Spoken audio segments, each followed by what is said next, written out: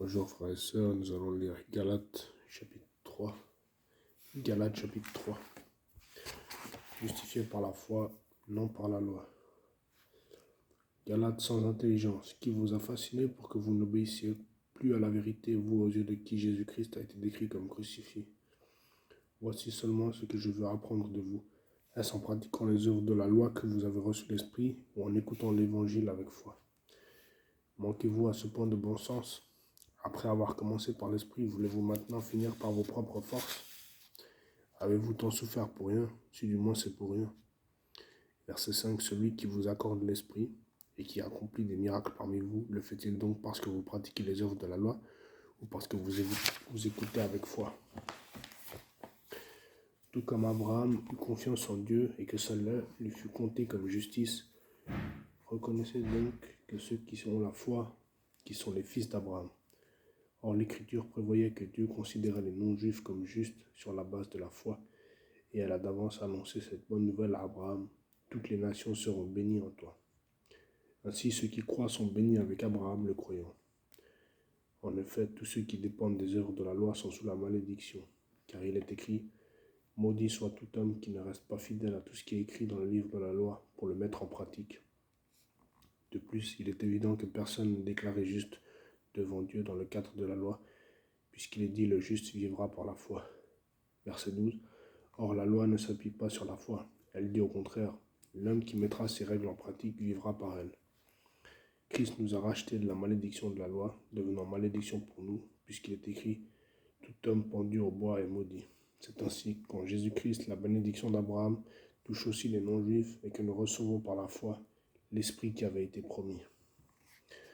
Le rôle de la loi et le statut des croyants. Verset 15. Frères et sœurs, je parle ici selon les règles humaines. Quand un testament est établi par un homme, personne ne peut l'annuler ni lui ajouter quelque chose. Or, les promesses ont été faites à Abraham et à sa descendance. Il n'est pas dit « et aux descendances », comme s'il s'agissait de plusieurs, mais c'est d'une seule qu'il s'agit, à ta descendance, c'est-à-dire à Christ. Voici ce que je veux dire. Un testament que Dieu a établi, la loi survenue 430 ans plus tard ne peut l'annuler et rendre ainsi la promesse sans effet. En effet, si l'héritage venait de la loi, il ne viendrait plus de la promesse. Or, c'est par une promesse que Dieu a accordé sa grâce à Abraham. Pourquoi donc la loi? Elle a été ajoutée ensuite à cause des transgressions jusqu'à ce que vienne la descendance à qui la promesse avait été faite. Elle a été promulguée par des anges au moyen d'un médiateur. Verset 20. Un médiateur n'intervient pas quand il y a une seule partie. Or là, Dieu est seul. La loi est-elle donc contre les promesses de Dieu? Certainement pas. Si une loi qui puisse procurer la vie avait été donnée, la justice viendrait réellement de la loi. Mais l'Écriture a déclaré le monde entier prisonnier du péché, afin que ce qui avait été promis soit accordé par la foi en Jésus-Christ à ceux qui croient.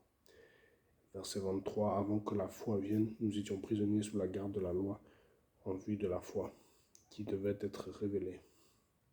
Ainsi, la loi a été le guide chargé de nous conduire à Christ, afin que nous soyons déclarés justes sur la base de la foi. Depuis que la foi est venue, nous ne sommes plus soumis à ce guide. Vous êtes tous fils de Dieu par la foi en Jésus-Christ. En effet, vous tous qui avez été baptisés en Christ, vous vous êtes revêtus de Christ. Il n'y a plus ni juif ni non-juif, il n'y a plus ni esclave ni libre, il n'y a plus ni homme ni femme, car vous êtes tous un en Jésus-Christ. Si vous appartenez à Christ, vous êtes donc la descendance d'Abraham et vous êtes héritiers conformément à la promesse. Amen. Je vais relire le verset 13, Galates chapitre 3, verset 13. Christ nous a rachetés de la malédiction de la loi en devenant malédiction pour nous, puisqu'il est écrit « Tout homme pendu au bois est maudit ». Christ nous a rachetés de la malédiction de la loi en devenant malédiction pour nous, puisqu'il est écrit « Tout homme pendu au bois est maudit ». Voilà, c'était Galates chapitre 3, frères et sœurs, Galates chapitre 3. Que Dieu nous aide à le suivre, qui nous protège, qui nous guide, qui nous dirige, qui nous garde pour son avènement. Au nom de Jésus-Christ. Amen. Ciao.